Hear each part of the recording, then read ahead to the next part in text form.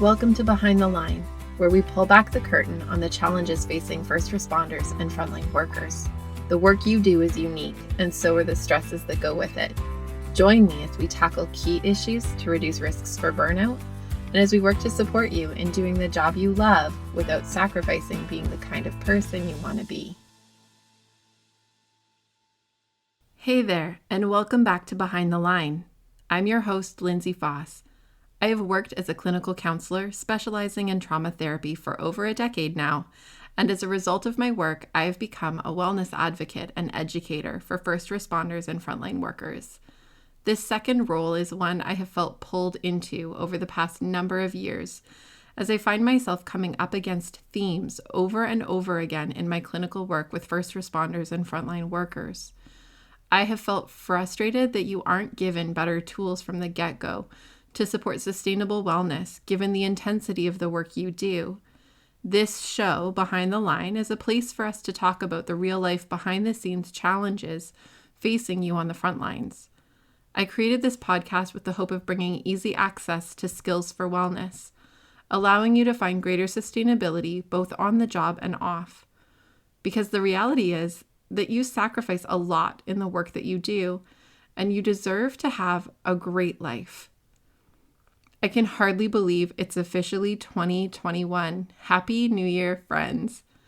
I hope that you have been staying safe out there through the holiday season. Here we are in a new year, and I am so curious how many of you have set New Year's resolutions this year. It feels like a weird year for resolutions, doesn't it? After this past year, I think a lot of us are feeling pretty tentative, like all bets are off and we're not holding our breath for anything. 2020 has felt like a long road that just won't end, with so many twists and turns that everyone is carsick.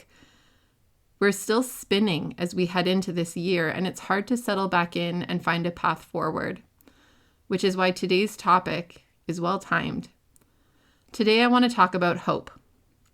For the Star Wars lovers out there, you might have caught today's episode title. I felt a bit inspired after my husband insisted we watch the entire series over the holidays. While inspired by Star Wars just a little, I promise I'll hold back from quoting and theming this episode. To the Star Wars lovers, I'm sorry, and to the Star Wars lovers adjacent, you're welcome. Now, a new year is typically a time for hope. We take a moment of pause after the holiday craziness to reflect on where we are, what we're doing, and we consider how we want to go from here.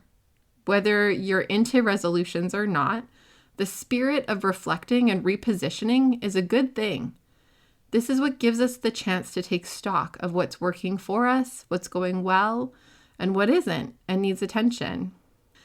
If you've been following for the past few weeks, you'll know this idea of taking time to reflect and consider ways to be strategic in shaping your go forward is something I promote and encourage on an extremely regular basis. But for most of us, January is the time we culturally grant ourselves a moment or two to look deeper and hold intention, past, present, and future. If you're anything like the vast majority of humans from Western culture, the top things on your self-reflection list are likely to be relatively superficial and highly self-critical, which is why gyms and weight loss programs boom at the start of the new year. Poor gyms are going to have to wait a bit longer this year, I suppose. Today, I'm going to encourage us to dig a little deeper as we take these moments to look at the year ahead and to find some really tangible ways to prioritize our wellness by connecting to hope in a more meaningful way. If you remember back to last week's episode, which was episode 5, if you didn't get a chance to listen, we talked about how our brains are biologically wired to place a higher value on negative experiences than positive ones. We are prone, based on our hardwiring, to see in great detail any and all imperfections, and our brains have a harder time spotting or spending time reveling in what is good or enough about us, about others, and about our lives on a wide scale. What is fascinating is the way the human brain is wired to hold tensions between seemingly opposing forces. It seems paradoxical, but while our brains have laser focus and heavy weighting on the negative aspects of our experience, they are also hardwired to hope. Isn't that curious to you? Our genetic coding as humans has wired us to survive. And interestingly, that means being able to both interact with the things that trip us up to navigate them more successfully going forward, while also being able to hold on to a deeply ingrained belief that there is a reason to keep going, even in the face of intense limitations, barriers, or obstacles. Dr. Martin Luther King Jr. said, "We must accept finite disappointment, but never lose infinite hope." Hope is our connection to a sense of something more, a sense of purpose and meaning, of inherent worth and value, of faith and fairness. It guides us to look ahead and trust that the present moment is not the end of the story. I find in my work with first responders and frontline workers, and in my personal relationships with those on the front lines, that conversations about hope can feel tenuous. On the one hand, I think most people like to talk a good game about hope, but I find it's often in the form of paying lip service to the word without deep connection to the principle. I will hear clients and friends talk about looking ahead, hoping for things to change, and yet at the same time struggling to really believe that anything can ever be different. We'll talk for hours about the obstacles, the tough calls, the critical incidents, the coworker drama, the hostility from management, the tied hands of unions, the lack of understanding from family and friends, the exhaustion of being surrounded by so much brokenness. As I've said in other episodes, a normal day in your world can hardly compare to the worst day for the average Joe citizen. When you have a bad day, it is bad beyond comparison to what most of us can understand.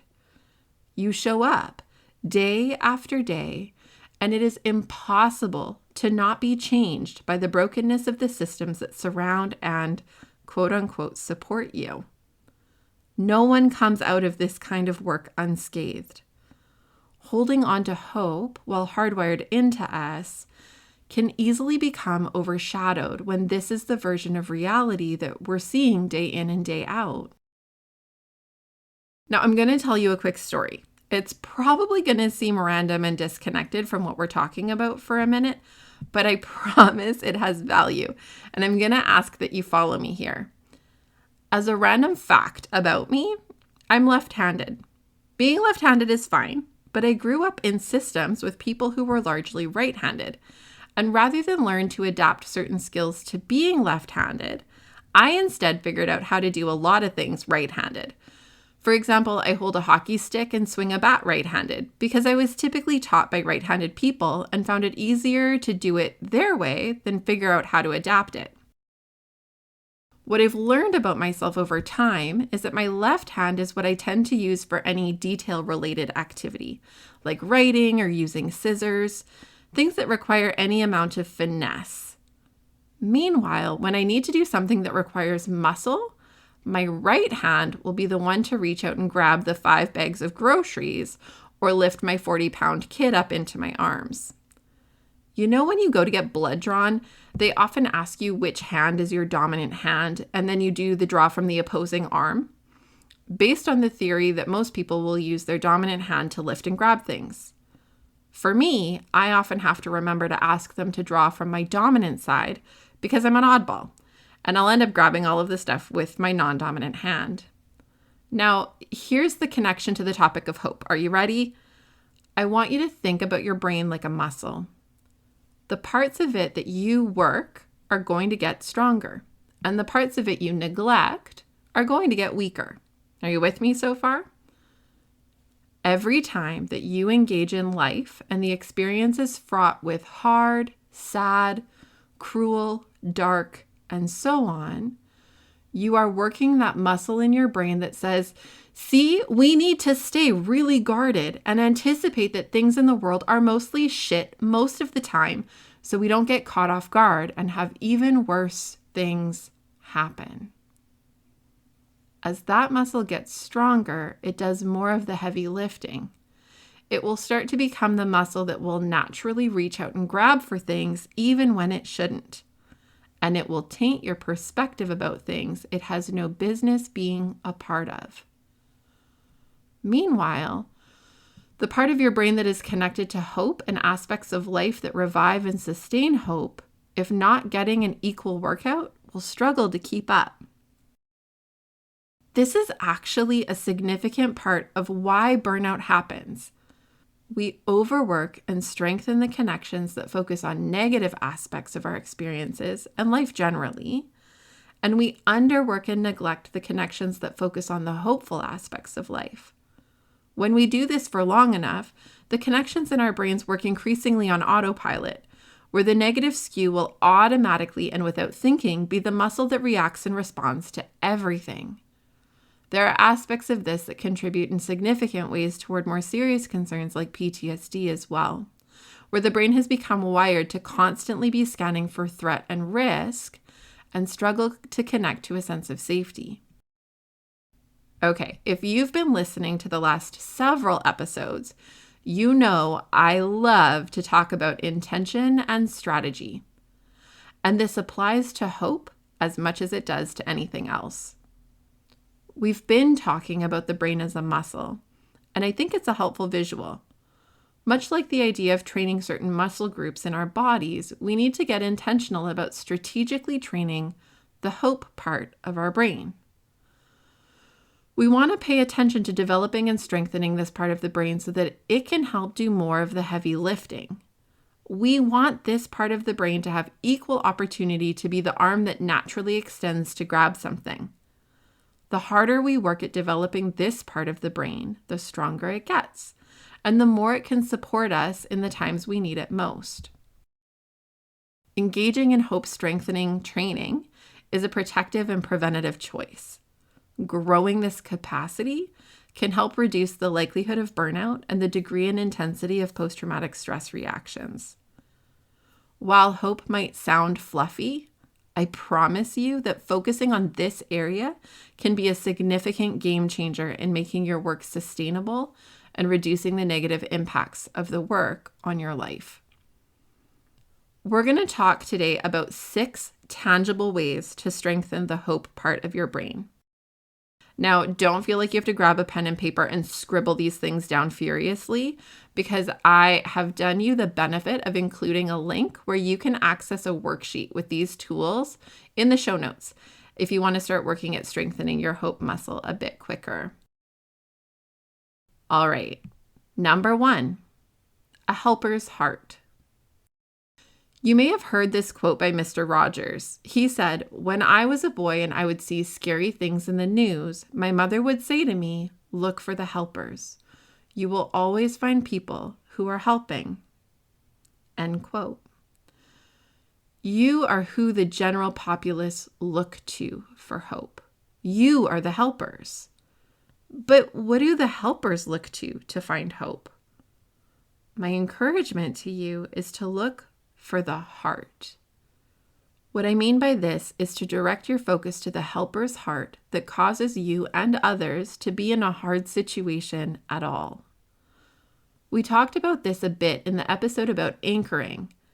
Anchor into the reasons you chose to be a helper. Anchor into the belief that you can make a difference in this one person's life, even for just this moment. Anchor into the depth of skill you witness in other helpers around you as you work toward a common goal. Don't just see the call, the stress, the fear. Allow yourself, force yourself to also see and attend to the care, to the sacrifice, to the willingness to do hard things, and that you and those you work with are what the world needs. Number 2 strategic way for connecting to hope. Eyes up and scan for good. There are always multiple ways to see a situation. We can look outside, as is often the case here in BC's Lower Mainland, and say to ourselves, "Ugh, it's gray and rainy again." Or we can equally say to ourselves, What a great opportunity to wear my new rain boots. Or the garden is going to be so happy about this come spring. Now, to clarify, I am not saying to lie to yourself and invest positive things where it's a far stretch. Nor am I suggesting that I want you to ignore or neglect negative aspects of experiences to default always and only ever to positive things. Those actually become dangerous in their own rights. What I am suggesting is that you keep your eyes up and open, and that you work to scan your daily life for the good stuff as much, if not more, than you do for the bad stuff. As we mentioned earlier, doing the work you do positions you to be prone to scan for threat and risk, to be on guard and prepared to respond to chaos at a moment's notice. That serves you really, really well in some ways, but only if kept in balance with an ability to also see that life is not a continuous cycle of suffering and risk responding. Look for chances to see hope and call it when you see it. Help your brain attend to it. Doing this helps your brain to engage in this more and more with less and less conscious effort. Take time to notice smiles, laughter, the sound of birds chirping. Let yourself soak in these moments and to value and prioritize them. Number 3, context is key. I've noticed this tendency, especially for those on a shift rotation, to become increasingly insulated over time. People who once had hobbies and interests and meaningful friendships gradually shift into a pattern of work 4 on, spend the next day sleeping and recovering, the next couple of days to numb out and or catch up on groceries, cleaning the house, and all the other practical things, and then a day trying to prepare to go back into it again. When we become insulated, caught in the cycle of work, home, work, we lose access to context. It's hard to ground ourselves back to a world that may not be in deep suffering if we never connect out to that version of the world. Take time to go for a hike in nature and literally try to see the forest for the trees. Play at a playground and bear witness to the laughter, joy, and innocence of being in a space with little kids. Connect with the ocean, the mountains, something, anything.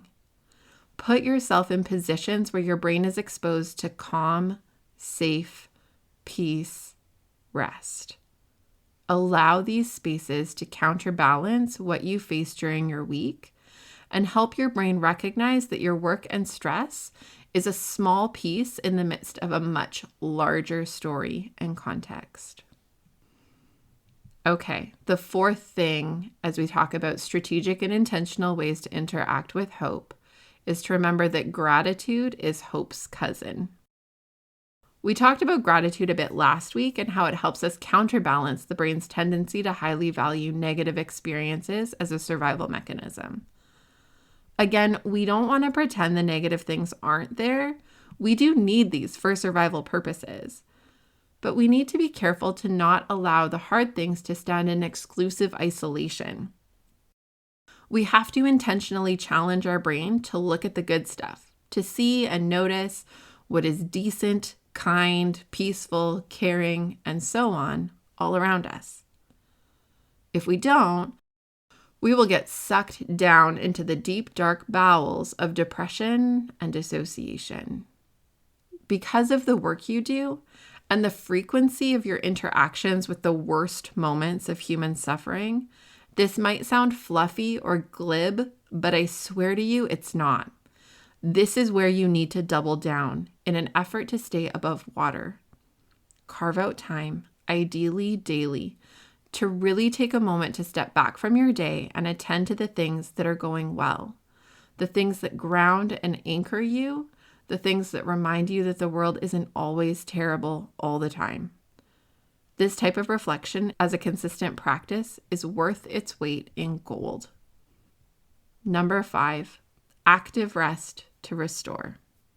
When most of us think about rest, we often think of sleep, naps, or vegging in front of the TV with our preferred snack food. For me, it's salt and vinegar chips. But rest is actually a lot of things. And one of the mistakes we make is to focus on passive forms of rest when we have a chance to rest up. While I am all about a solid cat nap, it's important to work at developing skills for active rest. Active rest is about a change of scenery, a break from the monotony of the everyday, a rest from the things that make us weary by offering an alternative. When we're surrounded by fluorescent lighting, stale, masked air, and grumbly people all day, rest might include a brisk walk or hike in the cool, fresh air with pretty scenery to focus in on and the sounds of water and birds. Active rest might look like engaging in a hobby, tackling a project, or trying something new. It is about resting our brains and our bodies from the aspects of our work and lives that drain us by actively engaging in filling ourselves back up. I'm not saying to give up the naps entirely, but notice when they benefit you and when they don't, and try to pull in moments of active rest in some of the spaces that passive rest might not be fitting the need. And last, number 6, complain constructively. I feel like I've already made clear that the function of putting effort and intention into strategically accessing and interacting with hope is not intended to be in an effort to just think positive all the time and live in a pretend fairy tale land. We still have to be grounded in what's real and be able to acknowledge that what's real is really, really tough sometimes. You get to vent and complain, to air out your frustrations and feelings. But my encouragement to you is to try to do it constructively. I'm going to tell you about a principle that comes from prominent couples therapists and researchers, John and Julie Gottman. The Gottmans had one of the largest research centers, specializing in understanding what helps couples stay together and what contributes to when it all falls apart. And they have literally written the book on the subject. I'll link to a couple of their books in the show notes in case your interest is piqued so that you can check them out further. But the concept I want to connect with, while developed around how couples interact and communicate, can also be rethought to apply to an individual's relationship with themselves and their life. The principle we're talking about is contempt versus complaint. In Gottman's work, they identify that contempt is one of the most significant indicators of couple relationship unhealth and the number one predictor of divorce. Contempt is destructive to relationships because it's mean-hearted, deeply personal, and is grounded in a lack of respect for the other person. It shows up in ways that symbolize disgust, and it tears at the fabric of who the other person is. Connected, caring, satisfying, and fulfilling relationship cannot survive in this kind of environment. Now, let's take this and frame it not within a couple dynamic, but within the context of my own internal thoughts, frame of reference toward, and communication style about my life. If I live in relationship to my life in a way that connotes disdain, annoyance, exasperation, and so on, it is going to be really difficult to feel jazzed to wake up in the morning. When I lose respect for what this life is all about and what I feel my place is within it, when life feels demoralized and pointless, my relationship with life is in big trouble. The Gottmans suggest that couples focus on constructive complaints to be able to air out their frustrations and annoyances with one another without allowing themselves to go into the darker places of contempt, which is often harbored over time through unfulfilled needs and experiences of resentment. Complaints, when done right, can be the pressure valve that allows us to blow off a little steam in manageable ways to the other person without blowing the lid off of things. In couple relationships, the Gottmans suggest doing this by clearly identifying feelings and needs and communicating these in ways that sustain respect and regard. In relationship with life, we can do this by being careful about how we let ourselves think and talk about how things are going. For example, a contemptuous thought about life might be something like, for the love of all things, this is the 4th overdose tonight. The whole effing world is going to hell in a handbasket and I'm sick of it. Whereas a complaint version of this might be, I'm feeling so emotionally and physically spent from witnessing all of these overdose calls. I mean, I guess anyone would. I need to make sure I spend some time on my days off connecting with people who love life and want to be in it. Do you hear the differences? In the contempt-based thought, it is really generalized and takes the current situation out to being a feeling of the whole world is bad, unsafe, and no good to be a part of. It colors everything. Meanwhile, the complaint version is specific to the current situation. It identifies some specific feelings we can work with and uses those to consider some needs I might have to help counterbalance what I'm experiencing. The Gottmans also identify that one of the most significant ways to prevent or counteract contempt is to build what they describe as fondness and admiration with one another, which means sharing positive moments, being connected in silly things, and noticing the facets of one another that enhance connection. Does that sound a smidge familiar? Because this is essentially all of the pieces we've been talking about as it relates to life. Cultivating positive interactions with life, being connected with the silly moments, and paying attention to notice the facets of life that enhance our sense of connection to it. I know that was a lot, but I hope you're feeling a bit inspired to kick off this year with hope in mind. Like I said a little earlier, I have created a worksheet to go with this episode. It outlines the points that we talked about here today, and you can find the link below in the show notes.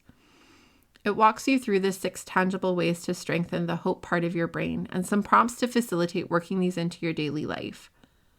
The more you make this a part of your routine, the easier and better it gets. So dive in. As my one Star Wars quote for this episode, and yes, I'm fully aware that it does not come from A New Hope. Do or do not. There is no try. Get your Yoda on and make it happen. As always, I value that you are here taking the time to listen, and I'm so thankful for your willingness to work at being your best self on the job and off. We need you. If you enjoy this resource, I hope you'll rate it, share it, and help us connect to others on the front lines. You can also connect with me. I always love hearing from you, and all of my connection details are in the show notes.